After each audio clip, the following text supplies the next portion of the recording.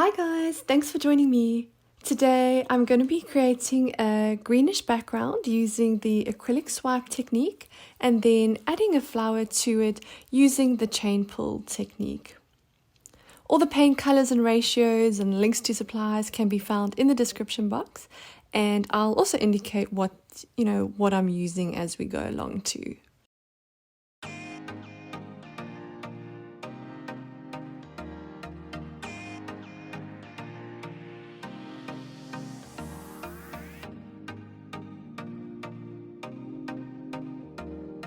All the colors that I'm adding now are mixed 4 parts paint to 8 parts Floetrol to 1 part water plus 1 drop of silicone oil.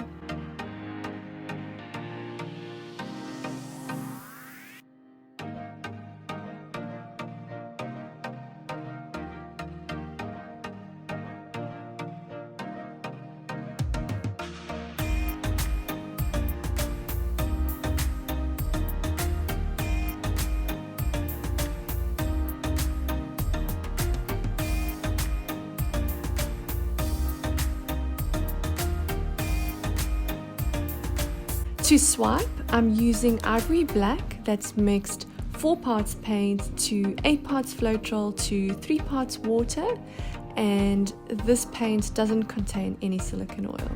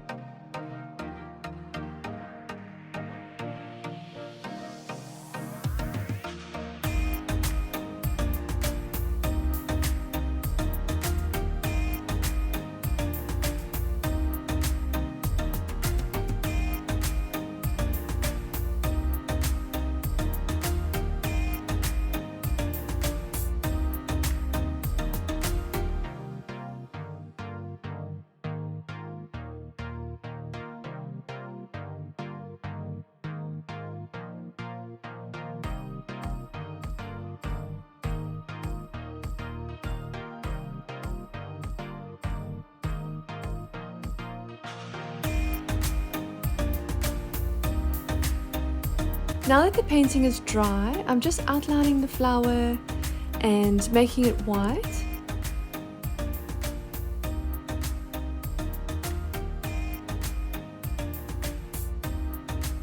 I'm making it white because I know that I want to use my reds and oranges for the flower, and those colors in my Artist Loft paints are transparent colors that the background would show through if I didn't paint the flower white.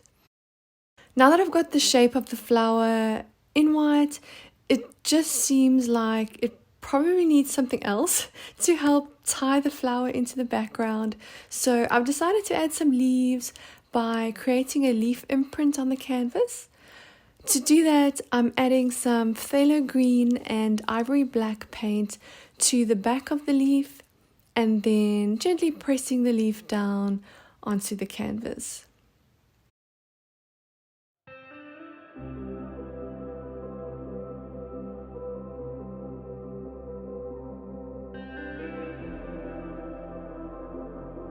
To do a chain pull, you need to have a base color down so that you're able to pull your paints along. So for that, I'm laying down some titanium white as my base coat. Two things that help with this technique are: one, using a fairly thin layer of paint for the base color, and then two, the consistency of the paint that you use should be fairly thick. So with my Artist Loft paints, I use a ratio of 1 part paint to 2 parts Floetrol.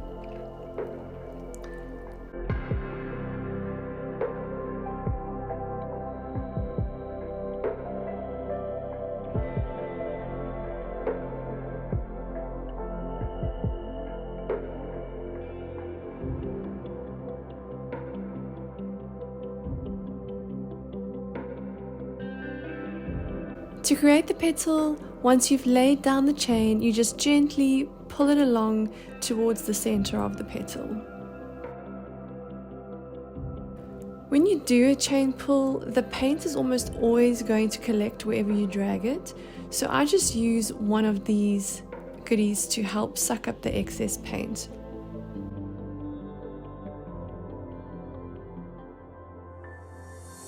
This is ceiling fan chain that you can buy at a hardware store or on Amazon, and I'll have a link to it in the description box if you're trying to find it.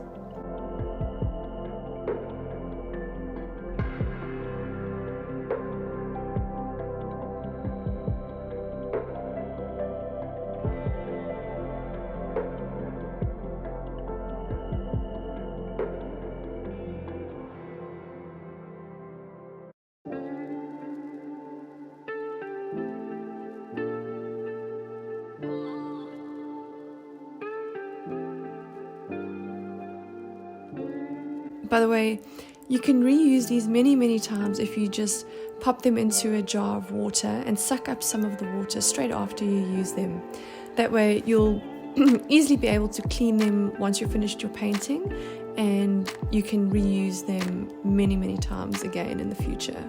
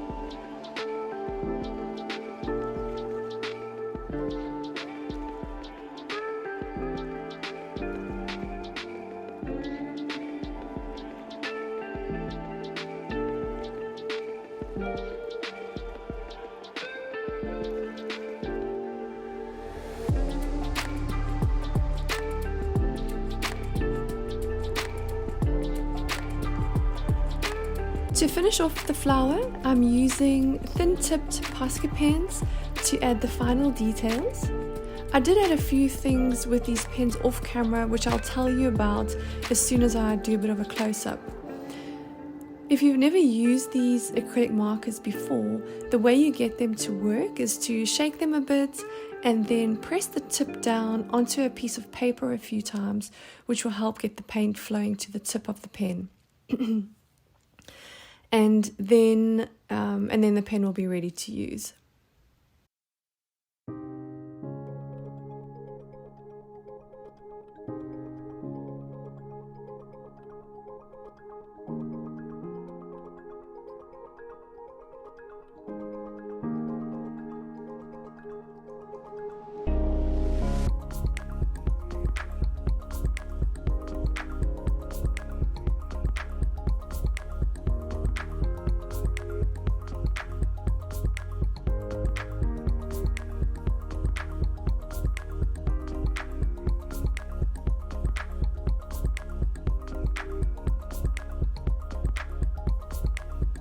What I did off camera was to outline the leaves and the flower in my black Posca pen, and then I used the white pen in these sections over here.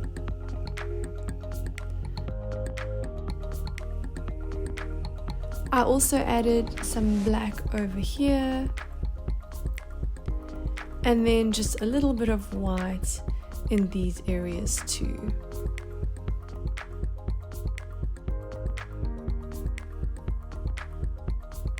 So taking a look just at the overall painting, I was really happy with how some of these petals turned out.